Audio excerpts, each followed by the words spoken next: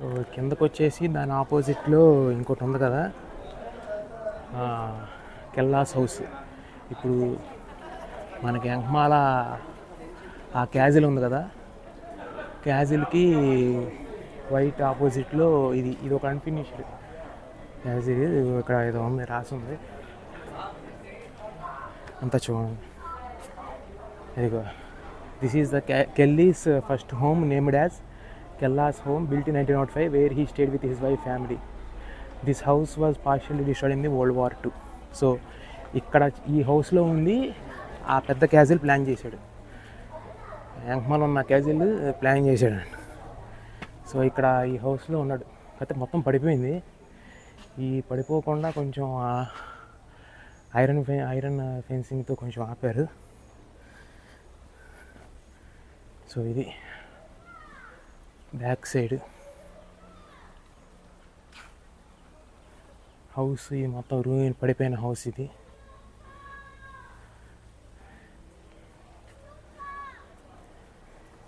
ఇక్కడ చూడండి చిన్నగా అంతా. మేబీ ఇక్కడ ఫ్లోర్లు ఇది కూడా 2 అంతస్తులు అనుకుంటా, మొత్తం పోయినట్టు ఉంది. ఇది ఇటాలియన్ మార్బుల్. ఏదో చూద్దాం. From this spot, look up and you can see the remnants of the marble imported from Italy in the demolished bathrooms of this house. అది వాళ్ళు చెప్పేది. కనబడుతుంది అదిగోండి పైన, ఆ పైన ఇటాలియన్ మార్బుల్ అంట. అప్పట్లోనే అది పైన ఉండేది బాత్రూము, ఇటాలియన్ మార్బుల్ తెప్పించి అలా కట్టాడు. అవన్నీ పడిపోయినాయి. ఇది అతని హౌస్. అసలు విలియం కెల్లీ స్మిత్ ఇక్కడ ఉన్నాడంట భార్య పిల్లలతో. ఇట్లోనే ఇటాలియన్ మార్బుల్ తీసుకొచ్చి మొత్తం కట్టి ఇక్కడ ఇదేమో లాంగర్ వ్యూ, ఆ క్యాజిల్ యొక్క లాంగర్ వ్యూ. ఈ పక్కన కూడా ఏదో ఉంది, అది కూడా చూడటానికి ట్రై చేయాలి. ఇది డైనింగ్ హాల్ అంట. అది ఫస్ట్ హోము. పాత ఏమో కింద ఫ్లోర్ ఏమో ఇదిగో. ఇదంతా 2003లో కొంచెం టూరిస్టులు వస్తూ ఉంటారు కదా, వాళ్ళ కోసం కొంచెం పెట్టేశారు. ఇదేమో కిచెన్, స్టాఫ్ క్వార్టర్స్ అంట. ఇదిగోండి, observe the oven made of bricks. It is already more than 100 years of ago. ఇది అలానే ఓవెన్స్. ఇది మొత్తం రూయిన్ అయిపోయింది. ఇక్కడ కిచెన్ అంటే ఇది కిచెన్ సపరేట్గా పెట్టాడు. ఇవన్నీ కిచెన్ ప్లస్ ఇది స్టాఫ్ రూమ్, వాళ్ళు ఉండటానికి, వంట చేసేవాళ్ళు, మన మనుషులు లేకపోతే పని వాళ్ళు ఉండటానికి అన్నమాట. ఈ రూమ్స్ అంతా రూయిన్ అయిపోయింది. ఇది మొత్తం 3 రూమ్లు పెట్టాడు. ఇక్కడ కూడా రూయిన్స్ ఉన్నాయి. మేబీ దీనికి ఎక్స్టెన్షన్ అయ్యి ఉంటుంది. ఇదిగోండి, ఇప్పుడు ఈ ఉన్న రూమ్స్కి ఎక్స్టెన్షన్ అయ్యి ఉంటుంది, ఈ 2-3 రూమ్లు కూడా. అది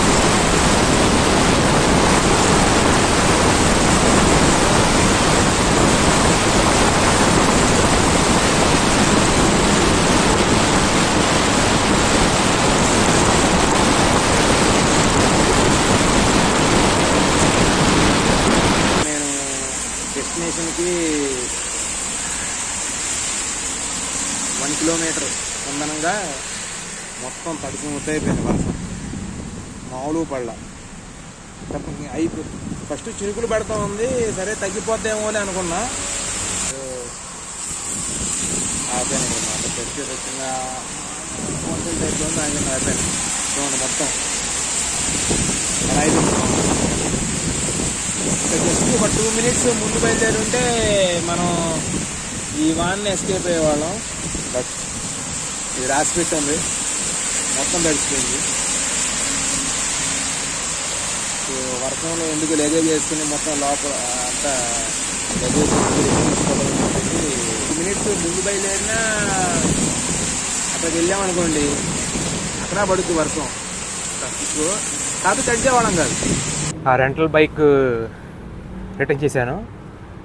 జస్ట్ ఒక 2 minutes ముందు వచ్చి ఉంటే ఈ వర్షం తడిసి ఉండేవాడిని కాదు, అది ఎస్కేప్ అయ్యేవాడిని. బట్ ఆ 2 minutes లేట్ అయింది. అదేంటంటే ఒక రెస్టారెంట్లోనే విత్ ఇన్ ది ఒక చిన్న కౌంటర్లో పెట్టుకుని రెంటల్ బైక్స్ ఇస్తున్నారు. చాలా రీజనబుల్గా ఉంది. పెర్ డేకి 24 hours 45 ringgits ఛార్జ్ చేశారు. నాకు ఇచ్చినప్పుడు ఒక పాయింటే ఉంది. నేను మొత్తం మీద దాదాపు ఒక 60 kilometers తిరిగా ఇవాళ. అంటే మార్నింగ్ 11కి ఇక్కడికి వచ్చాను, 12కి బైక్ తీసుకున్నా. 12 నుండి ఇప్పటి వరకు ఈవినింగ్ 5:30 అయింది అనుకోండి. ఇప్పటి వరకు ఒక 60 kilometers తిరిగాను. సో నాకు అంతే, మళ్ళీ ఏమో క్వశ్చన్స్ అడగలా. రెంటల్ బైక్ తీసుకోవటం ఈజీ. ఇక్కడ మనకి ఇండియన్ డ్రైవింగ్ లైసెన్స్ ఉంటే సరిపోతుంది, జస్ట్ చూసుకుంటారు వాళ్ళు. అదిను ఒక పాస్పోర్ట్ కాపీని వాళ్ళు ఒక పిక్ తీసుకుంటారు, స్కాన్ ఏదో చేస్తారు అంతే. మనకి ఇండియన్ డ్రైవింగ్ లైసెన్స్ ఉంటే ఇక్కడ మనకి ఈజీ రెంటల్ బైక్ అయినా కార్ అయినా తీసుకోవటం. దానిలో ఇక పెట్రోల్ లేదు కాబట్టి నేను ఒక 5 ringgit పెట్రోల్ కొట్టించాను. ఇక్కడ లీటర్ 2 ringgit అంట. 2 ringgit అక్కడ మనకి గ్యాస్ స్టేషన్లో చెప్పారు, పెట్రోల్ బంక్లో. సో ఈ స్ట్రీట్ ఏంటి తెలుసా, ఐపాలో మొత్తం తమిళ స్టోర్సే. బట్టల కొట్ల నుండి రెస్టారెంట్ల నుండి అసలు మొత్తం బట్టల కొట్లే, మొత్తం తమిళ వాళ్ళే. పోతీస్ అని, కళ్యాణ సుందరం అని, మొత్తం ఈ స్ట్రీటు చూసారా. పాటలు కూడా తమిళ్లోనే ప్లే అవుతున్నాయి. ఇది మొత్తం చూడండి, ఇదైతే తంబిగడ అంట, ఫేమస్ జ్యువెలరీ, మొత్తం తమిళ్లో రాసి ఉన్నాయి మొత్తం అన్నీ. ఇదిగోండి అన్ని బట్టల కొట్లు, రెస్టారెంట్లు మొత్తం తమిళ వాళ్ళు అయ్యే. అయిపో ఇది కోలాలంపూర్ కాదు, కోలాలంపూర్కి 3 hours బయట. ఇక్కడ కూడా బాగున్నారు తమిళోళ్ళు. అఫ్కోర్స్ మలేషియా మొత్తం స్ప్రెడ్ అయి ఉన్నారు ఎక్కడికక్కడ. ఇప్పుడు నేను అంత దూరం నడుచుకొచ్చిన స్ట్రీట్ మొత్తం ప్లస్ ఇది నా రైట్ సైడ్ లెఫ్ట్ సైడ్ మొత్తం అన్నీ తమిళ వాళ్ళు అయ్యారు అన్నమాట. మొత్తం అడ్డా వాళ్ళదే. ఇది కూడా మలబార్ గోల్డ్ అండ్ డైమండ్స్ అంట, డిఎస్ జ్యువెలర్స్ సిన్స్ 1993 ఇది మొత్తం. సో నేను ఇప్పుడు ఏం చేస్తానంటే, సో రెంటల్ బైక్ గురించి చెప్పాలంటే మనం పర్ డే 45 ringgits అని చెప్పే కదా. వాళ్ళు సెక్యూరిటీ డిపాజిట్ కింద ఒక 100 ringgit తీసుకుంటారు. మళ్ళీ మనం బైక్ రిటర్న్ చేసేటప్పుడు ఆ 100 ringgit మనకి రిటర్న్ చేస్తారు. సో నో క్వశ్చన్స్ ఆస్క్డ్ అనమాట. సో అదంత ఈజీ. ఇప్పుడు నేనేంటంటే ఇక్కడ విత్ ఇన్ ది ఐపాలో లోకల్ బస్ స్టాండ్ ఉందంట. సో ఆ బస్ స్టాండ్కి వెళ్ళి నేను వింటాం ఏంటంటే ప్రతి హాఫ్ అన్ అవర్కి మెయిన్ బస్ స్టాండ్ నుండి బటర్వర్త్కి ఓ బస్సు ఉంటుందంట. ఇక్కడ నుండి ఒక సిటీ బస్ లాగా అక్కడికి. ఇక్కడ ఈ ఐపా అనే ఊరికి ఫాల్ట్ ఏంటంటే ఊరు బయట ఉంది బస్ స్టాండ్. ఫర్ సపోజ్ ఇప్పుడు హైదరాబాద్లో ఎంజీబీఎస్ బస్ స్టాండ్ అలా కాకుండా తీసుకెళ్ళి రామోజీ ఫిల్మ్ బయట పెట్టాడు అనుకోండి, వాడెవడో జేఎన్టీయూ కానీ మియాపూర్ నుండి రావాలంటే బస్ స్టాండ్కి అది అలా ఉంది ఇక పరిస్థితి. ఇది చూడండి, Krishna Bhavan vegetarian since restaurant 1954 అంట. ఇది మొత్తం ఇండియన్సే, మొత్తం జైన్ జ్యువెలర్స్ అని,